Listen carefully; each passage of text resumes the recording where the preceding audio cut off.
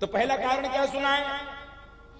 पहला कारण सुनाए कि जय और विजय भगवान हरि के दो द्वारपाल थे। एक बार सनकादिक ऋषि भगवान के दर्शन की इच्छा से वैकुंठ में गए। यही दोनों द्वारपाल भगवान के द्वार पर खड़े थे। इन्होंने सनकादि ऋषियों को वैकुंठ में जाने से रोक दिया, भगवान से मिलने से रोक दिया, विघ्न उत्पन्न कर दिया। एकदम से ही आवाज भीतर बड़ी तेज से आने लगी और सनकादिकों ने क्रुद्ध होकर इनको श्राप,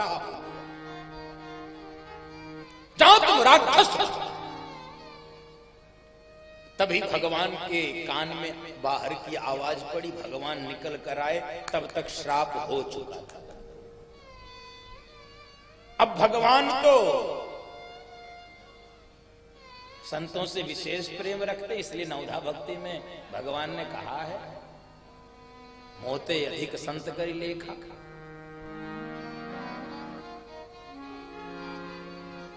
मुझसे ज्यादा संत के प्रति जो श्रद्धा रखता है वो मेरी भक्ति को प्राप्त करता है, वो मेरा भक्त बनता है।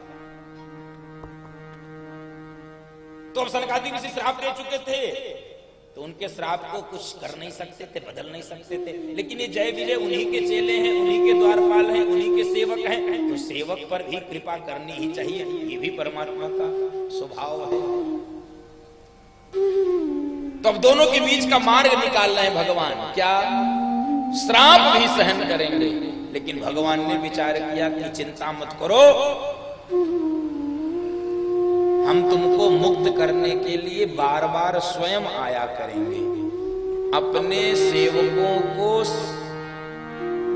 राक्षस योनि से मुक्त करने के लिए भगवान ही बार बार धरती पर आए हैं। यही कारण है निर्गुण से सगुण होने का। बोल भक्त वत्सल भगवान की जय।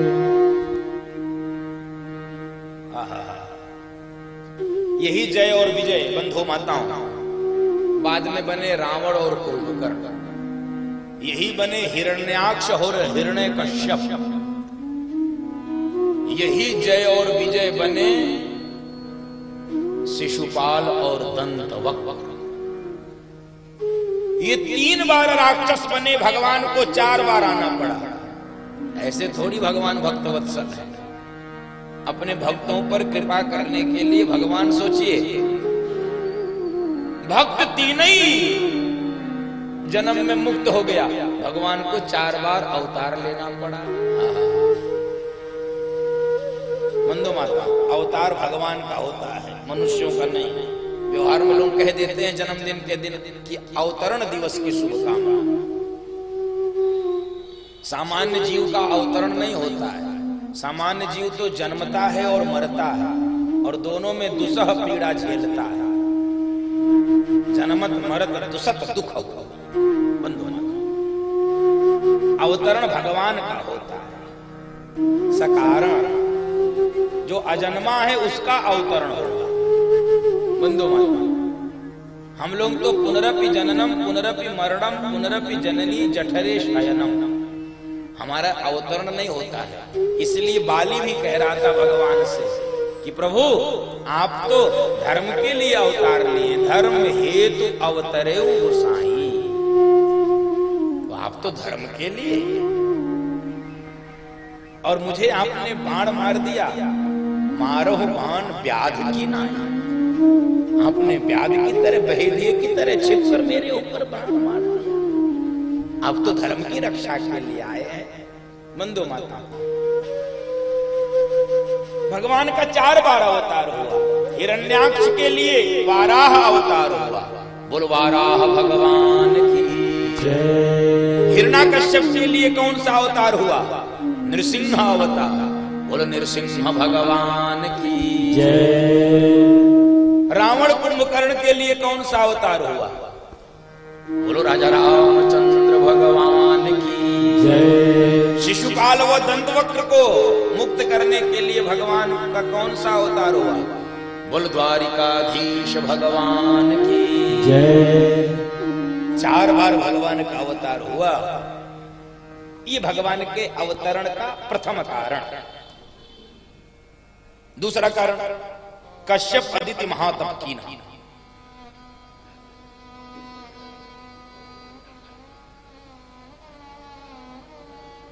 बैठ जाओ, बातें मत करो, बैठ। बार बार मैं कहूंगा, मैं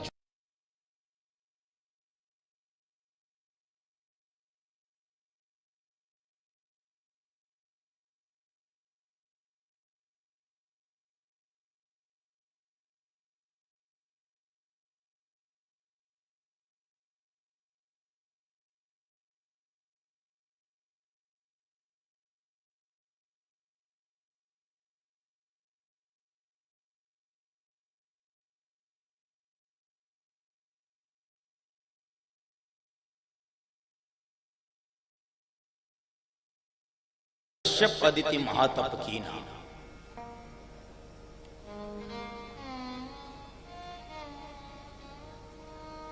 कश्यप व अदिति नाम के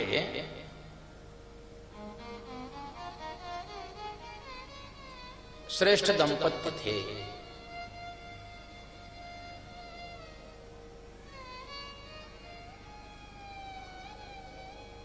भगवान उनको वरदान दिए थे, इसलिए अवतार लिए। तीसरा कारण, भयंकर राक्षस जलंधर को मारने के लिए भगवान को लीला करनी पड़ी। देवता जब रोते रोते भगवान के पास पहुंचे कि जलंधर मारा नहीं जा रहा है, कारण उसकी पत्नी सती वृंदा अपने पति की सुरक्षा के लिए, रक्षा के लिए तपस्या कर रही है, इसलिए वो जलंधर मारा नहीं जा रहा है। देवता भगवान से जाकर रोए हैं। भगवान चूंकि उन्हीं के काज के लिए अवतार लिए हैं। विप्रधेनु सुर संत हित लील मनुज अवतार। और अवतार उसी का होता है जो निज इच्छा निर्मित तन माया गुण गो। हम अपनी इच्छा से अपना शरीर नहीं बना सकते हैं, जो अपनी इच्छा से शरीर बना सकता है उसी का अवतार, अपनी इच्छा से। तो देवताओं के काम के लिए भगवान आए। विप्रधेनु सुर संत हित लीन मनुज अवतार।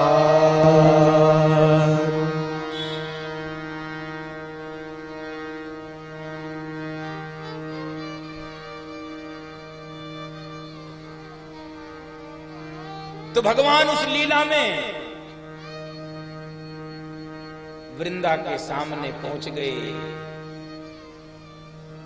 आवाज ऐसा दिया लगता था वृंदा को कि युद्ध के मैदान से मेरा पति जलंधर युद्ध जीत कर आ गया। और जब अपने पूजा के आसन से उठ गई सती वृंदा, बंधु माताओं द्वार पर आई तो देख रहे प्रभु ए छलिया, श्राप दे दिया। और तभी जलंधर का सिर कट के आके सती वृंदा के चरणों में गिर। देवताओं ने मार मुक्त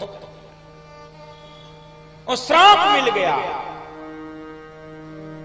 श्राप, प्रभु को श्राप। दोनों प्रकार के श्राप मिला। एक तो आपको पत्नी के वियोग में रोना पड़ेगा, और भगवान ने श्राप को स्वीकार करके पत्थर भी बनना स्वीकार किया, क्योंकि वो पति के वियोग में जलकर राख व खाक हो गई सती वृंदा।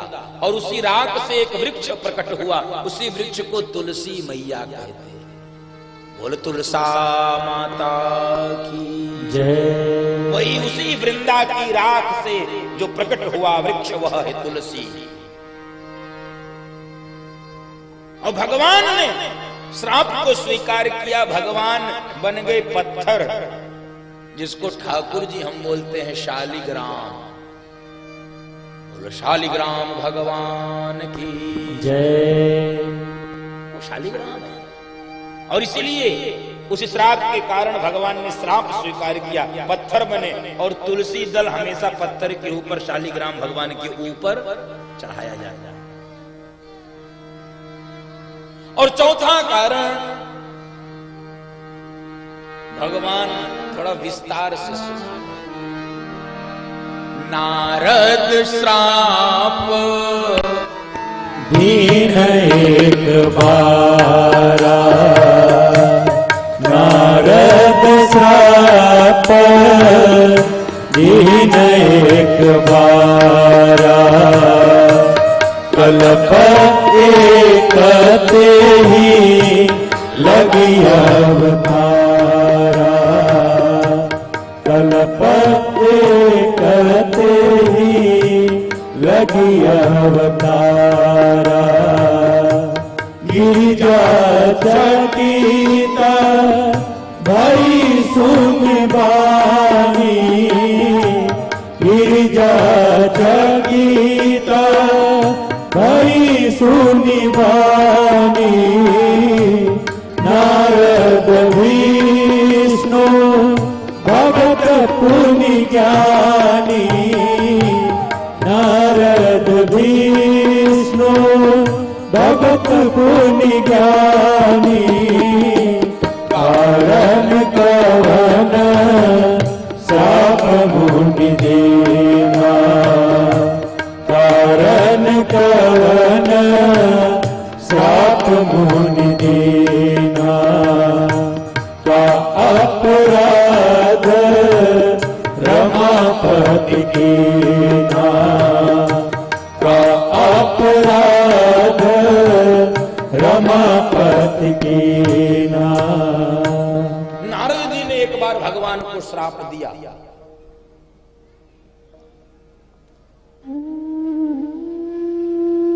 नारद श्राप दीन है एक बारा, एक कल्प में इस कारण से अवतार हुआ, कल्प एक। ये बात अच्छी नहीं लगी पार्वती जी को, अच्छी नहीं यानी अटपटी लगी कि ये हो नहीं सकता है। नारद जी क्यों श्राप देंगे? अटपटी इसलिए भी लग रही क्योंकि नारद जी को पार्वती जी अपना गुरु मानती है। मेरे गुरु अपराध नहीं कर सकते। एक तो वो विष्णु के भगत है और महाज्ञानी है, भगत भी है ज्ञानी भी है, वो श्राप क्यों देंगे? पार्वती जी कह रही हैं कि सुनिए प्रभु, अपराध किया होगा तो भगवान ने किया होगा। का अपराध रमापति की ना, अपराध किया होगा तो भगवान ने किया होगा। मेरे पति अपराध नहीं, मेरे गुरु अपराध नहीं कर सकते, मेरे गुरु अपराध नहीं कर सकते। इसलिए ये प्रसंग हमको समझ में नहीं आ रहा, बहुत आश्चर्य हो रहा है मुझे। और मेरे आश्चर्य को समाप्त करने के लिए इस प्रसंग को विस्तार से सुनाइए। यह प्रसंग मोहि कहूँ पुरारी, यह प्रसंग मोहि कहूँ पुरारी, मुनि मन मोह आचरज भाई, मुनि मन मोह आचरज भाई, श्राप दीन एक बारा, नारद श्राप दीन एक बारा। इस प्रसंग को विस्तार से सुनाइए बंधु माताओं।